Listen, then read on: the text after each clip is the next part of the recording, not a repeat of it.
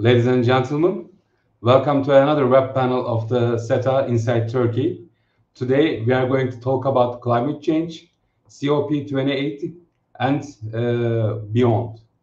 Today we have esteemed speakers, Dr. Elif Selin Çalık from the Women in Smart Energy UK, Associate Professor Dr. Izabela Lipinska from Poznan Life Sciences University, and Dr. Karim Elgendy from Chatham House. As your host, my name is Associate Professor Dr. Erman Akıllı from Ankara Hacı Bayram Veli University, and I am Assistant Editor of the Inside Turkey Journal. As I said at the beginning, today we are going to talk about climate change, its implications, COP28 summit, which happened a couple of weeks ago, and what shall we expect about the future for the climate change, and what's going on, to be honest, in an international system that stays taking measures for preventing or taking action to hold the line of the aftermath of the climate change for their countries. Why I'm telling so? Because nowadays the climate change concern is a part of the security of a state. If a state wants to have a feeling of the security, it should also have an action, preventive action for the negative effects of the climate change as well. During the Cold War years, the explanation and definition of the security is quite narrow. But after the dissolution of the USSR, the meaning and the definition of the security is also expanded and enlarged. And today we have to talk and consider about the other aspect, not just for the hard security topics, but also like the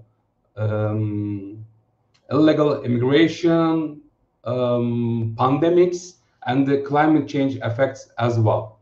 So if I may have given a brief information or definition of the climate change is climate change refers to long-term shifts in the temperature and weather patterns. Such shifts can be natural, but since the 1800s, the human activities have been the main driver of climate change, primarily due to the burning of the fossil fuels like coal, oil, and gas. For having an action towards the climate change, states formed a common ground, a common platform in the United Nations. And it today is called as the Conference of the Parties. Conference of the Parties is a significant international climate conference organized annually by the United Nations. Countries that have signed the United Nations Framework Convention on Climate Change, a global agreement that came into effect in 1994, participating in this conference. The COP serves as an important international platform for discussing climate change, reducing its impacts, and bringing together global efforts in this area.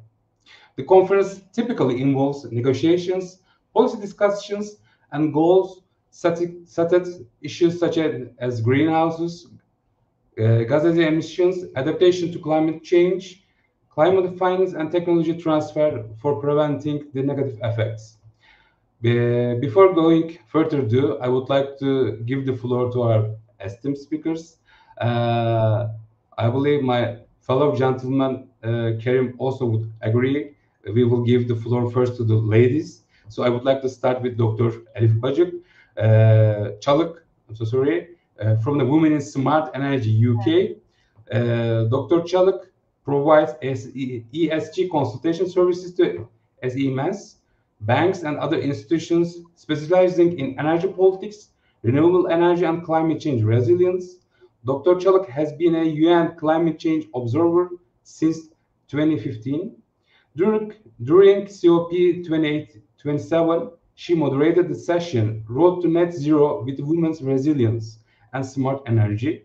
She has also worked with various governments in relation to the Mediterranean maritime dispute and Sustainable Investments after her research at the University of Oxford, leading Sustainable Corporations Program. Dr. Çalık is an international TV analyst and has been interviewed by BBC, TRT World, and Bloomberg on the global energy transition. So, before giving the floor to the Dr. Çalık, I would like to ask, how has the evolution of energy and renewable technologies has been influenced by the challenges and the solutions post COP28? You have 15 minutes. Floor is yours. Excellent. Thank you, Erman. Thank you. Such an honor and joy for me. I'm very delighted to be invited by Inside Turkey by my colleague. I used to work with SETA in Ankara many moons ago, actually. So today I would love to inform, as you highlighted, I would love to inform our audiences about energy revolution and renewable technologies right after COP28. As you highlighted, United Nations Sustainable Development Goals, recognizing that energy is really inextricably linked to the all United Nations SDG goals and transforming the world's energy system. Of course, this energy revolution will create lots of jobs, enhance lives and livelihoods, and empower people. Like I'm working with my NGO, empowering women or empowering kids, especially in the less fortunate region like Syria, Ukraine, communities, societies, because it is part of social justice. But before that, I would love to highlight technologies related to COP28. So 127 countries have signed the Global Renewable Energy and Energy Efficiency Pledge. What does that mean? These 127 countries, they pledge to triple global renewable energy capacity and double global energy efficiency improvements by 2030 at COP28, approximately 2 weeks ago in Dubai. Also, those countries recognize the need to end new coal and be free of unabated fossil fuels by 2050. So the commitment to aim for a tripling of renewable energy capacity globally by 2030, it is the first time, by the way, made by the G20 just after COP28, actually during the COP28. It's a very significant commitment because it is in line with the exponential growth trend that renewables are on. When we look at average growth rate, it implies an annual growth rate of 17%, exactly what the average growth rate has been for the past 7 years, according to the Financial Times, one of the Financial Times article. So this is a big shift, actually, from 2006 to 2020, and governments underestimated how much renewable energy capacity they could deploy by an order of magnitude by 2020 until pandemic, actually by pandemic. After that, it was a wake-up call, and now they pledge to triple energy efficiency and renewable energy investment at COP28. So it appears that governments increasingly recognize, luckily, finally, how fast progress should be done. And of course, that's a good news. In that regard, maybe you can ask Erman, what are these challenges? Of course, regional dynamics are very important as much as geopolitics. The countries, they said, for every $1, not every 1 penny, for every $1 invested in fossil fuels, $1.7 is now invested in clean energy. Well, it might be happening in Norway and Australia, because Norway and Australia joined the Clean Energy Transition Partnership at COP28, with now this partnership has 41 members. committing to phase out international fossil fuel finance and prioritize clean.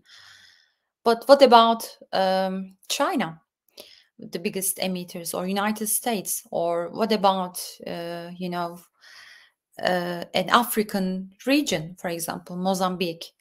So this is really, really important to see the regional dynamics. So that's why in COP27 Sharm el-Sheikh, they pledge loss and damage fund for the less fortunate economies, for the circular economy, to support less fortunate countries, fragile economies.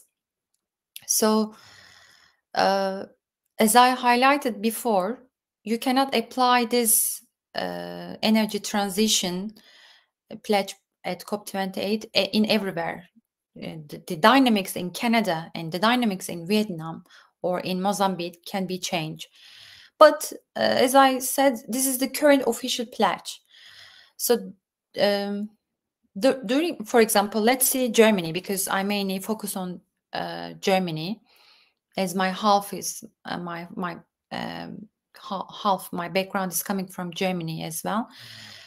So that's why I focus on Germany during my PhD research. I studied Germany's energy and the energy transformation process as a European case. It was very joyful for me because very optimistic. It was very optimistic in terms of future energy transition process. And to see Germany's energy transition is beyond Germany, because this technology tycoon, locomotive giant Siemens, Germany's technology giant Siemens, has built a pilot factory for Germany's e-fuels in Patagonia. It is called Hanuori Power Plant. So maybe you can ask this question: why it is in Patagonia? Why it is not in Germany? Yeah, it can be a quite smart question actually. At COP28, I shared same session with Siemens CEO, Mr. Helmut, and I asked the same question during COP28 to him, and he explained the reason by highlighting regional factors. He said the green electricity needed for clean e-fuels can be produced much more efficiently in Patagonia than in Germany. So, for example, while the wind turbines at Cape Horn can run at full load for 6,000 hours a year, this is officially, you can find the report at Siemens Energy, according to Siemens Energy, he highlighted. But current calculations indicate that only about 3,000, approximately 3,000 hours are realistic in the North Sea. So, of course, regional factors are very important in terms of opening a clean e-fuels factor. Of course, there are some, contradictions regarding the human rights and factories, facilities and other things. But at the end of the day, it is creating renewable energy. So many leaders during COP28 and energy initiatives, of course, they reference the science, which states that fossil fuels must peak this year, sharply decline this decade, and reach near zero usage by 2050. And also International Energy Agency and IPCC, both, they recommended that no new unabated coal power plants be built. And of course, they focus on, at COP28, coal power is phased out by 2030 in diverse richest countries, especially European countries. And by 2040, developing countries and also less fortunate other countries. So I think in terms of that, we need technologies and we need thought-provoking leadership and also finance in terms of energy transition. And I pass over to you. Thank you so much. Thank you, Elif, for this informative presentation. Actually, it's quite interesting to hear that one of the Germany's facility built in the Patagonia is quite interesting, to be honest, because it's raises question marks, right, to hearing something like that.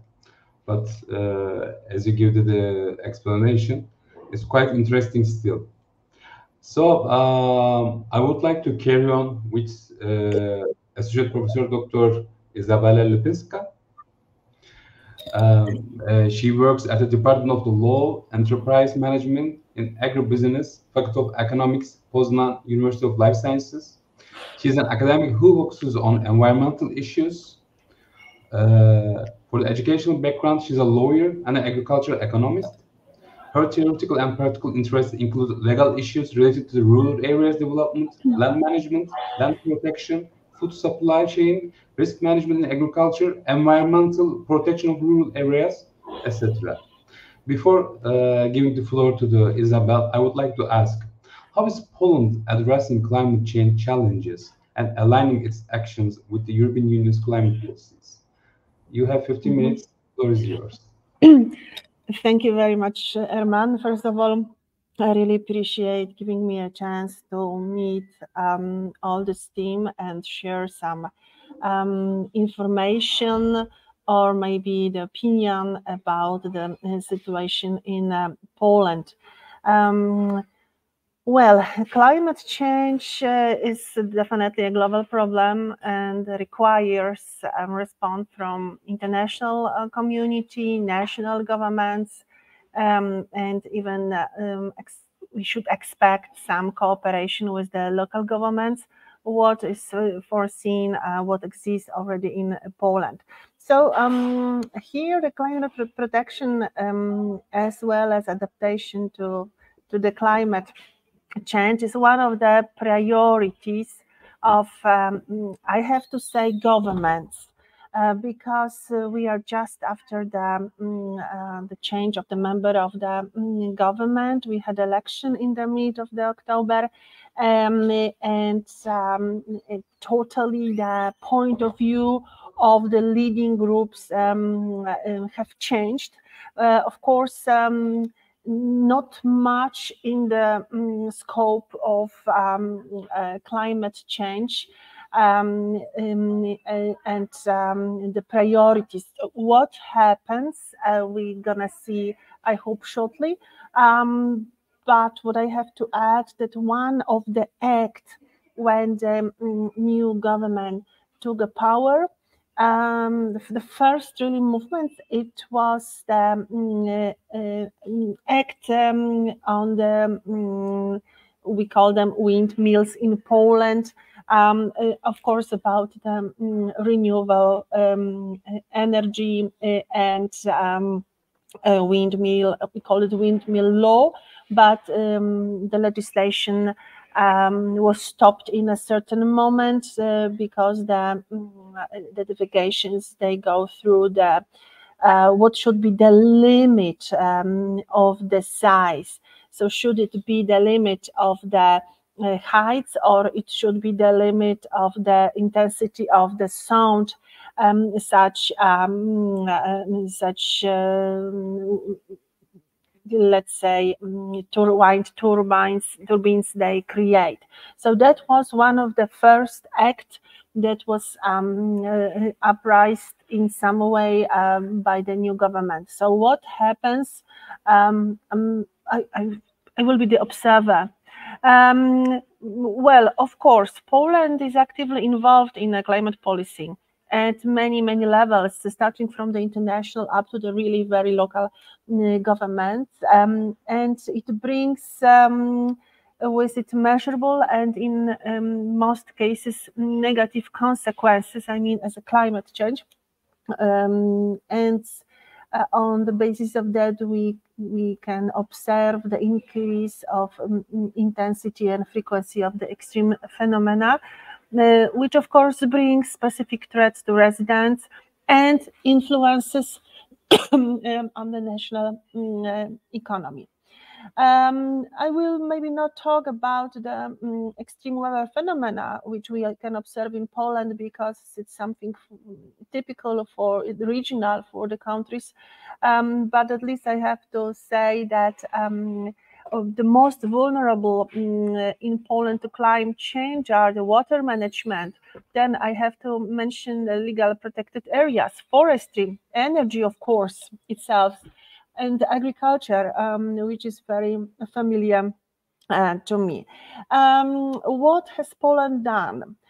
Poland has prepared Poland's National Energy and Climate Plan for the years 2021-2030, and it was already submitted to European Commission in 2019. And this act has been developed in fulfillment of the obligations set out in the regulation, of course, the EU regulation 2018-1999, that was regulation on the governance of the Energy Union and climate action. So the document in general presents the objectives, targets, some policies and measures in 5 different dimensions of the Polish, and the same the energy union as decarbonization, energy efficiency, energy security, internal energy market, and the last group of the aspects which are taken in this document, it's a research, innovation, and competitiveness. So the plan was prepared taking into account the conclusions of the interministerial arrangement, and of course public consultations, as well as the conclusions of the regional consultations and recommendation done by European Commission. The document was drafted, but still what we are missing? We are missing the strategy for sustainable development. First of all, I will just share a few information. The National Energy and Climate Plan set some energy targets for 2030, but we know that at the EU level we are considering much longer prognosis than just 2030, because it's almost this year.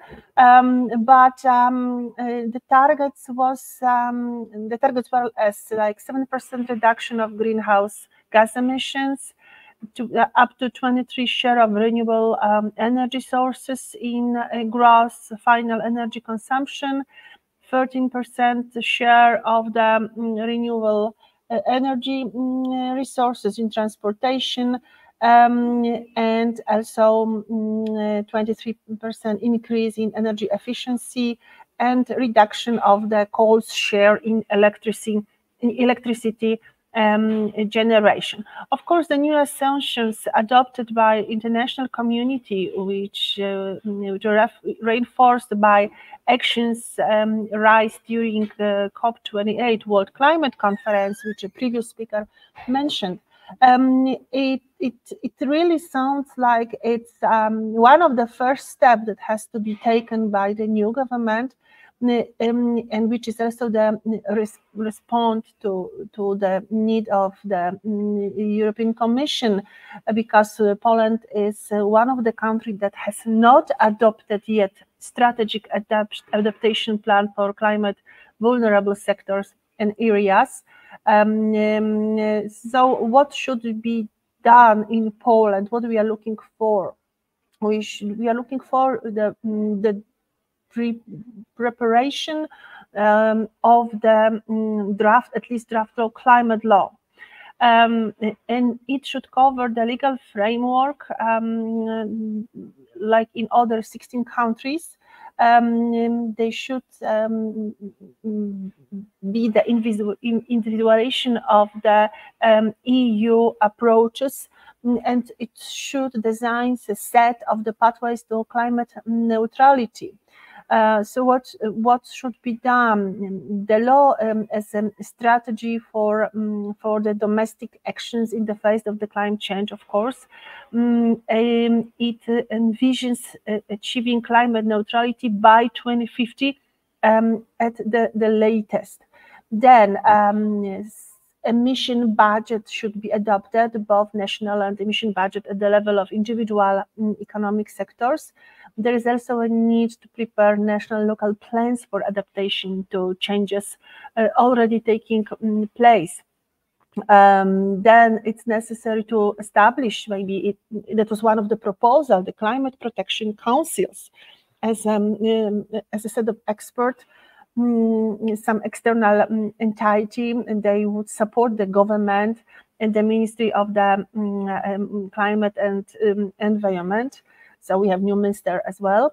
And so far we have focused only on the investments, very necessary, especially from the point of view of, for example, the energy transition. And also in the case of the energy, one of the most important challenges facing Poland is energy efficiency. And also we need to follow the directions taken in the European Union, if only by the 2021 takeover. I mean the climate and energy framework, which includes some targets related to the greenhouse emissions, energy framework with the key targets, considering, as I said, the greenhouse gas emissions or renewable energy, such as. So, as I said, we have to, as the member of the international organization, which I mean European Union, we have to follow the concepts. Nowadays, there is a consideration of the new rules as a part of the Fit for 55 package, which will increase the EU level greenhouse emission reduction from 29% to 40% compared to the past years. I mean, it was calculated and compared with 2005. So we should look for sustainable, for example, aviation fuels, like alternative fuels, infrastructure, some energy efficiency again, emissions and removals from the land use change and forestry. So for me, what is very important as a ag lawyer, as a lawyer involved in agriculture, are the provisions which were already designed within the European Green Deal strategy. So the EU aims to be climate neutral by 2050. And this is a kind of the objective, which is the core or the heart of the European deal. And of course, it's in line with EU's commitment to global climate action under the Paris Agreement. So there are some targets, there are some tools we shall implement, or we have already tried to meet, at least at the level of the agriculture. Within the Green Deal, the first point is to ensure the food security, climate change and biodiversity laws. So as you see, it's one of the very topic points which are taken into considerations, and some tools, legal tools, which have the economic phase, they are designed. And another goal is to reduce the environmental and climate footprint associated with the food system. We have to produce food, but the food has to be climate friendly too. So in this matter, we also focus on strengthening the resilience of the general food system. the transition to at the same time transition to the competitive farm to table sustainability. But what will be the next step of the persons who are in charge at the level of the government? It's hard to say. Time will show, because it's just recently we have a new government. I don't try to say that it will be better. Definitely it will be different. At least some movements must be done, because we have to meet the expectation of European Union, and the Commission is waiting for the strategy, and the strategy has to be planned properly, and it has to be just. So thank you very much. Thank you, dear Izabela, for your informative presentation. As a significant country in the Union, especially for the population basis, Poland's stance towards the climate change is quite important, I believe, especially for the future European Union steps. So thank you for your presentation. Now I will carry on with Karim. Karim Elgendy is an urban sustainability and climate expert based in London.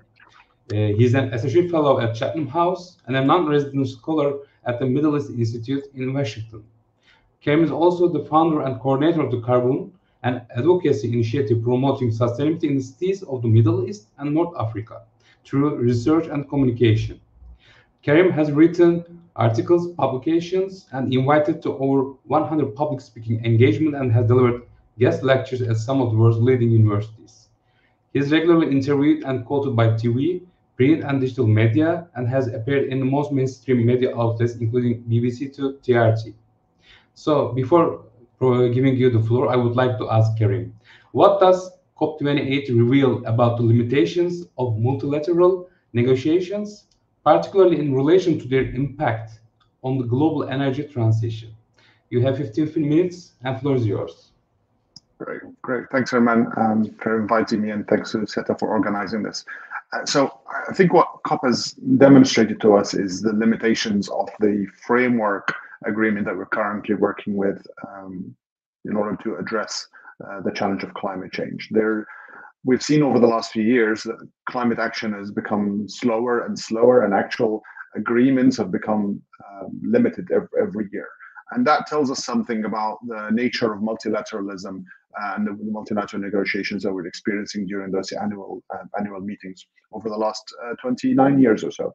So there was 1 year where we didn't have a COP, but yeah, 28 events over 29 years. So it's actually quite hard because of the multilateral nature of these negotiations to get consensus between 200 countries. Every country has to agree on everything that gets put onto paper. Sometimes the negotiators blocks, and those blocks still have to agree. And as a matter of fact, one country has in the past stopped an agreement for several hours until it managed to get the concessions it wanted. So it's actually quite a difficult process to start with. And what we have seen in recent years is that countries are now sticking more and more to their positions. We're seeing this fault line between developing economies who are pushing hard for more ambitious goals on mitigating carbon emissions, reducing carbon emissions in the atmosphere, and developing economies who are constantly reminding everyone that the agreement is based on common but differentiated responsibility, and the fact that they are entitled to development as well. That they will not have the same ambition in terms of mitigation as developed economies will, simply because they were not responsible for the emissions in the first place. They didn't produce as much carbon into the atmosphere historically, so they're not carry the same level of responsibility. And we have this deal, the grand bargain that happened between these two groups. If the developed economies provide the finance and help with adaptation, technically and financially, then the developing economies will also do something about mitigation and reducing emissions. And this grand bargain seems to be a great stress right now. And at every junction, when you get an additional fault line emerging, say because of the war in Ukraine or the war in Gaza, it just complicates these fault lines a little bit further and makes those multilateral negotiations just a little bit harder. So what we are seeing is those fault lines then emerge again, and countries again stick to their guns, and the progress is only happening on the lowest common denominator. In other words, we're talking, should we use that word or should we use that word? The level of ambition that was required of us going into the last several COPs is not matched by the progress that happens every year. We're only moving as fast as the slowest country is prepared to move. And just to give an example, this particular COP, this COP28, the reason it was an important COP is because it was supposed to had in fact experienced one of the most important events since the Paris Agreement, which is the global stocktake, a review of the progress according to the Paris Agreement. And the Paris Agreement, for those who don't know, is based on this one principle, that we collectively will do something in order to limit warming to 1.5 degrees. But every one of us, the countries, the parties to the agreement, every one of us will do whatever they want.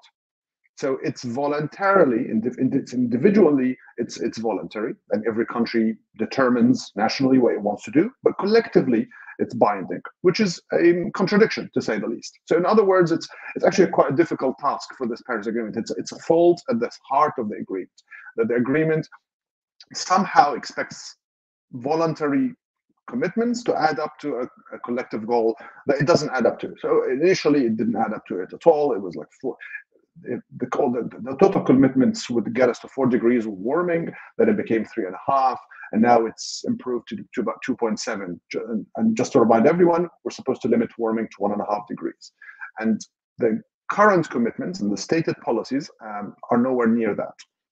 So this COP28 review, this global stocktake as it is known in the climate lingo, was supposed to be a moment where we review progress so far, and we reviewed progress. The technical committees, including the IPCC, looked at it, and they decided that we're not on track. And according to the UNFCCC Secretariat, Simon Steele, we need a course correction.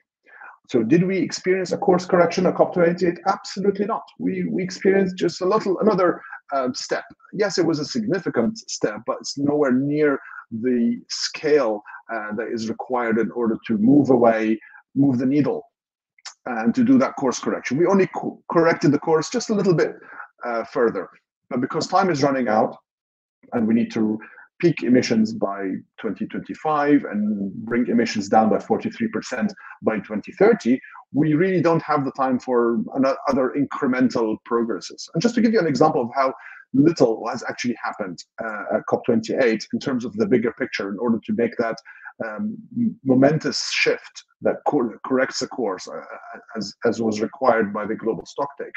The text that was much reviewed and covered in the media about transitioning away from fossil fuel, yes, that is a big deal, because for the first time ever we signposted a direction of travel. Yes, we put the word fossil fuel in there and said we're going to move away from it. Yeah, that's certainly great. But at the same time, there are numerous loopholes and clauses that allow countries to continue moving ahead with fossil fuel production and even expanding the fossil fuel production. And just immediately after COP28, we heard from both the Emirates and Saudi Arabia saying as much. They said they will continue developing and exporting fossil fuel. So there's nothing really to stop them in the text that was developed because of all of those loopholes, all this language that we used around that clause, calling upon the parties to transition away from fossil fuels. There was nothing really to stop countries such as the US, such as Norway, such as Middle East countries from continuing to produce and export fossil fuels.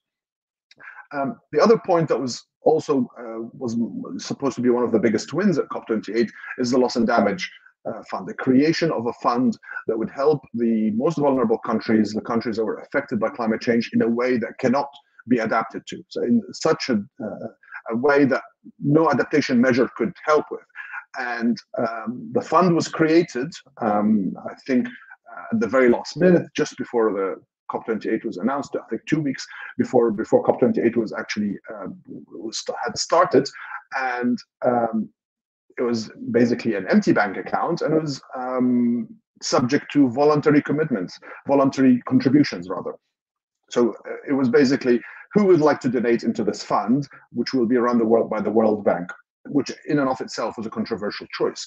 So instead of resolving this whole issue, we've created a solution that is kind of settles the problem. Yes, there is a fund, but the fund now has 700 million.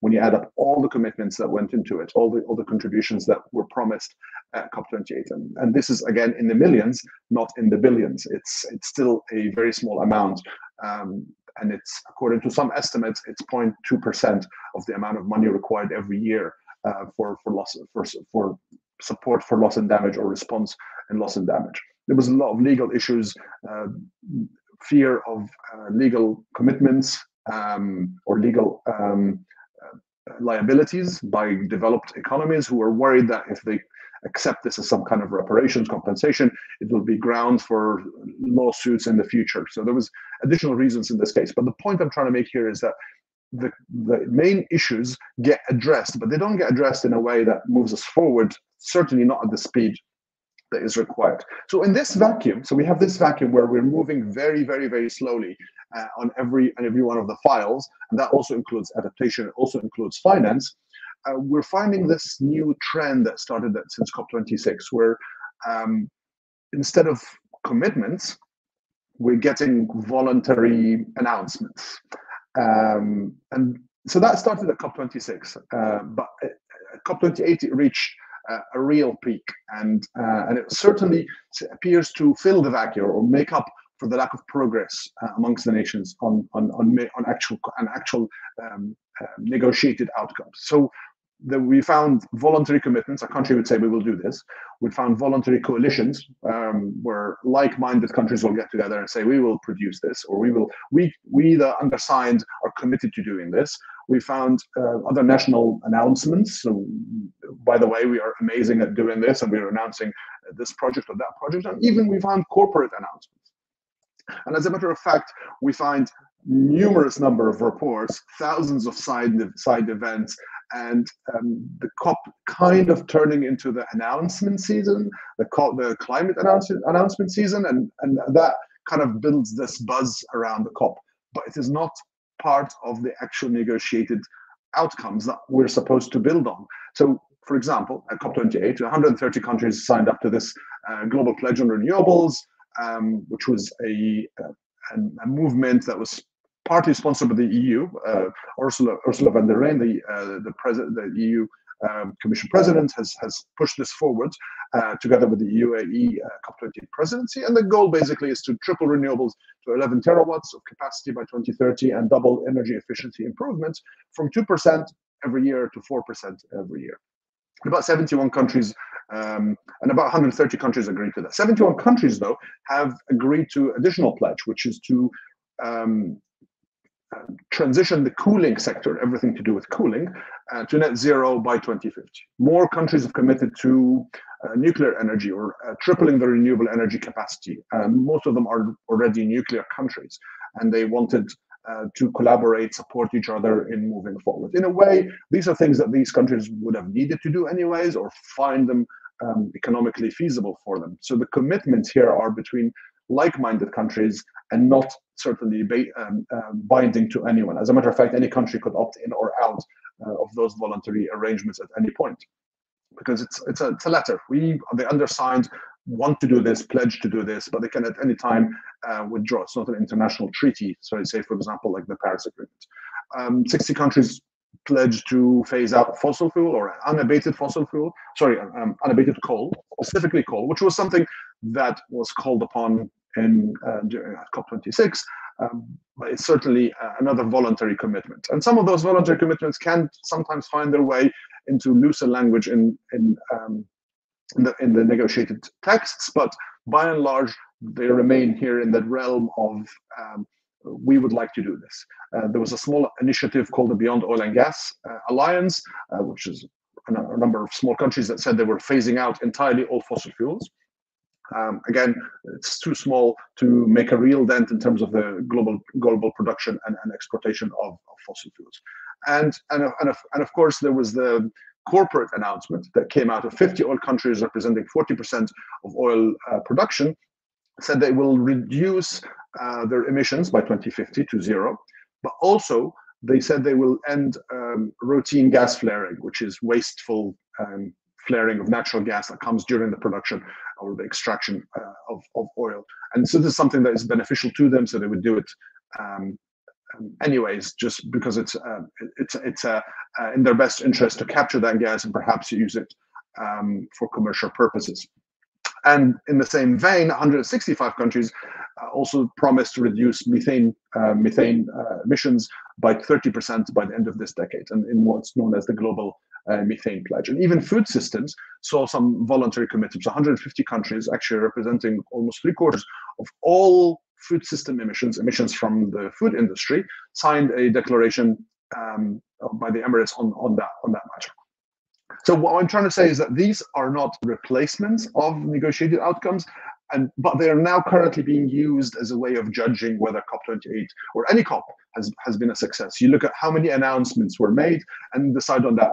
And I think even if they are materialized, even if those pledges materialize and reduce the emissions, according to Climate Action Tracker, if everything worked perfectly in those pledges and there were no limitations on scope or on transparency, they would still not close the emissions gap or the ambition gap at all, actually. They're far from it. And by the looks of it today, we are as far as ever from reaching or limiting global warming to 1.5 degrees. And unfortunately, it looks today as if that is because of the slowing down of climate action that this is now in the rear view mirror. We're not going to limit global warming to 1.5 degrees. That's my take on where we are today. But looking forward towards Baku in next year, where the next COP will be held, COP29, I think we would need to do something else. The Baku is not meant to be a major COP, and there's nothing major that is scheduled on the agenda as of today for Baku. But certainly a new, fresher perspective, a new breakthrough needs to come in. Otherwise, we will see 1.6 being lost, and then 1.7 degree being lost, and maybe we're not even going to make 2 degrees, which is a really dangerous direction for us to go to. And I certainly not one that we would hope to leave for this for the future generations. I think I will stop here because I think we're running out of time. Thank you. Thank you, Karim, for your speech. Well, I totally agree with you that we are running out of time, not just for this panel, but the future of the next generations. Actually, if we do not take actions immediately towards the climate change and the environmental issues, it will start to become a huge problem, a huge threat for the next generations. And I also do agree with you that those COP summits are quite essential, to be honest. Even we check, as you said, so the announcements that the states made, and even they materialize or not, they serve a roadmap for the states too. So it's quite essential to have those summits. And you also underline that the loss and damage fund that's going to established in the COP summits is quite important as well, because not all the states have that kind of budgets to fight against the climate change or the negative effects of the energy productions.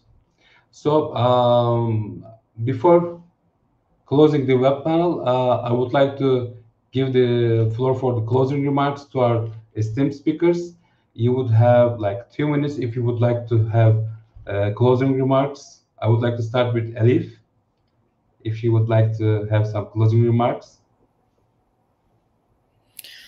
Well, it is all about money. Money talks, of course, in terms of energy transition. Now I'm based in London. If I call Uber, in 5 minutes, the Uber is going to arrive in front of my home.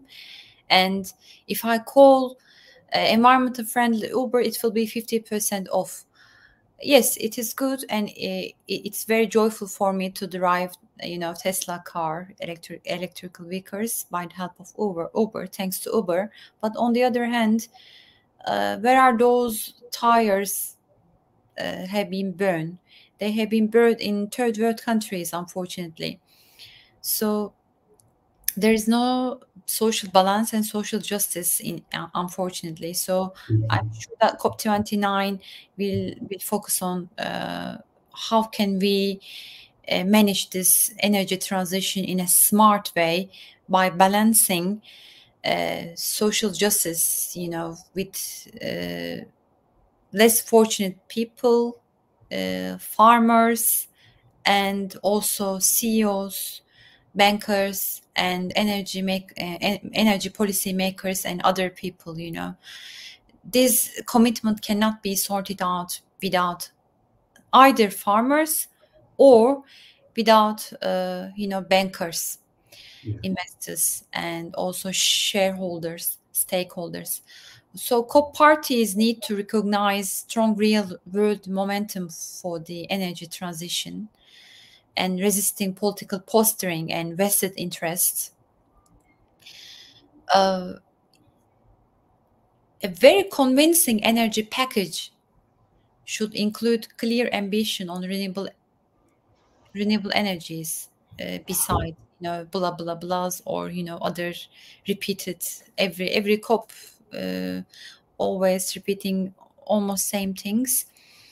It is the first time, yes, fossil fuel luckily has been scripted in the official agreement. But beyond COP, the final phase is to ensure real world implementation and the delivery. And of course there must be three P: people, planet, and profit. You should prioritize, of course, people. So that's why it was very important for me to meet with the people from third world countries during COP28, indigenous people from Africa, to work with them, farmers, who engage with, for example, African people to build sand dams to be able to give their house clean water. So mobilizing and broad support all around the world in terms of this energy shift and commitment can be mobilized by emphasis on scaling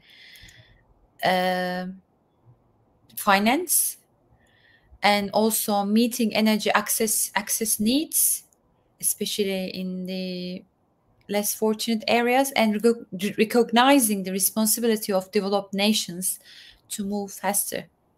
Thank you so much. It's my pleasure. Thank you. Thank you for your closing remarks. Now I would like to ask for Izabela if she has any closing remarks. Yes, just a few to share. Well, the previous speaker is very right about the social groups, because what we can notice more often it's the environmental injustice. Because there's always the issue, the political issue. There is somebody and some certain amount of money, person and money, and quite often we forgot about who really pays for the changes, the climate changes, that they go in a wrong direction. Only, at least what you could hear in my speech, it was about the politicians and lawmakers in different stages and the commitments made at the level of EU. All the activities has to be done unconscious. And what I would add also that education is very important because still people are not conscious about the situation, because quite often they ask, what are you talking about the climate change? It's normal, always was. But many groups of the people, they don't really realize that the permanent impact It's not only about the rain or drought or snow, etc. So I would add that the education, apart of what politicians they do, also we have to improve education in the scope of climate change and environmental injustice among all levels of the education. Thank you very much. Thank you, Izabela, for your closing remarks.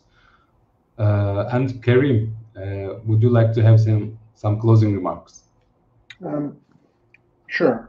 So a lot of us tend to focus on the socioeconomic nature of the COP and the climate governance issues. What is at stake here is a remaking, obviously, of the global economy, and who wins and who loses is always at the top of everyone's minds in terms of the negotiation themselves. But certainly, it would be worth remembering what's at stake here. What we are talking about is if we miss the 1.5 degree, then our chances of limiting dangerous climate change. And what I mean by dangerous climate change is climate change that will run away, even if we try to stop it, even if we halt the emissions.